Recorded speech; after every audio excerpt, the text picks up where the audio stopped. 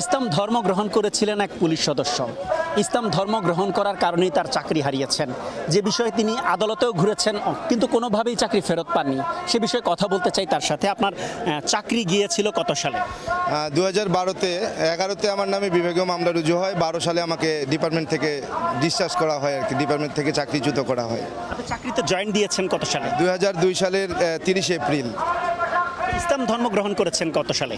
ইসলাম গ্রহণ করেছি 8 সালে। জি, 2000।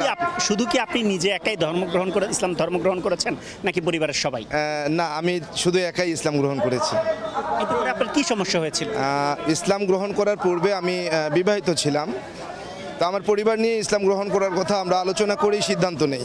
পরবর্তীতে সে তার পরিবারের কুপরামর্শে ইসলাম ধর্ম গ্রহণ করতে রাজি হয় না। পরবর্তীতে সে চলে যায়। চলে গিয়ে আমাকে বলে যে আমার সঙ্গে আর সংসার করবে না আমি যদি স্বধর্মে ফিরে না যাই।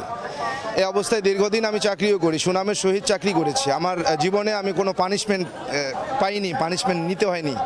আমাকে কোনো পানিশমেন্ট ডিপার্টমেন্ট আমাকে দিতে পারেনি, বরং আমাকে পুরস্কৃত করেছে। এমন অনেক আমার ডিপার্টমেন্ট সার্ভিস বহিতে লিপিবদ্ধ আছে। আসলে যখন ইসলাম গ্রহণ করলাম ওরা চলে গেল। পরবর্তীতে ওরা বাড়িতে গিয়ে বিভিন্ন রকমভাবে আত্মীয় স্বজন দিয়ে চাপ প্রয়োগ করতে শুরু করলো আমি যেন স্বধর্মে ফিরে যাই। স্বধর্মে ফিরে না গেলে আমাকে চাকরি করতে দেবে না, চাকরি খেয়ে ফেলবে, মন্ত্রীকে বলবে, বিভিন্নভাবে হুমকি ধামকি দেয়। তারপরেও কোন মন্ত্রীকে বলবে? আপনাদের মন্ত্রী কে ছিল? আমাদের ওই সময়ের এই শেখ হাসিনা সরকারের পানি সম্পদ মন্ত্রী ছিলেন রমেশচন্দ্র সেন। উনি দুঃসম্পর্কের আমার ওয়াইফের মামা ছিলেন। তো যেহেতু তাদের আত্মীয়, সেই সূত্রে তাদের একটা প্রভাব ছিল যে আমাকে চাকরি থেকে তারা সরাতে পারবে।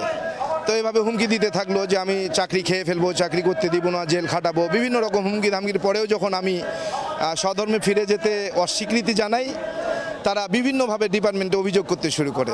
পর্যায়ে পানি সম্পদ মন্ত্রীর প্ররোচনায় রোশানলে পড়ে তারা ডিপার্টমেন্টে নতুন নাটক সাজিয়ে আরেকজনকে স্ত্রী সাজিয়ে তারা নিয়ে আসে যে আমি আরেকজনকে বিয়ে করছি, অথচ তথ্য প্রমাণে, সাক্ষীতে, তদন্তে তার কোনো কাবিননামাও সে দেখাতে পারেনি এবং এটার কোনো সত্যতাও তারা দেখাতে পারেনি।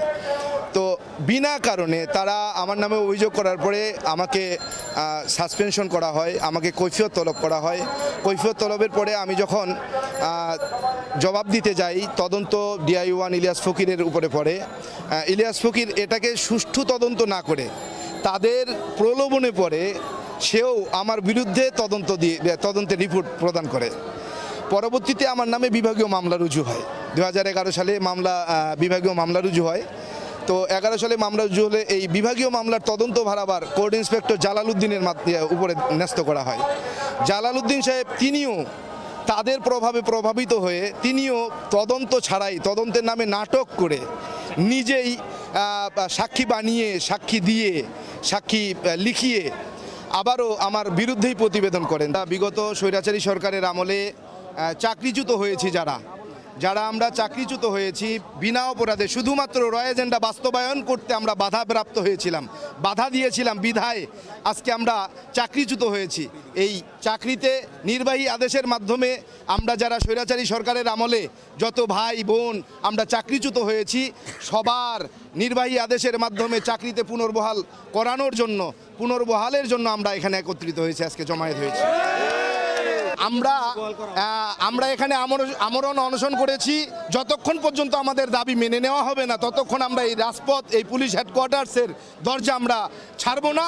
আমরা এখানে মৃত্যুবরণ করব, এরপরেও আমাদের লাশের উপর দিয়ে আজকে আমাদের IG স্যারকে বের হয়ে যেতে হবে, এরপরেও আমরা এই রাস্তা আমরা ছাড়বো না।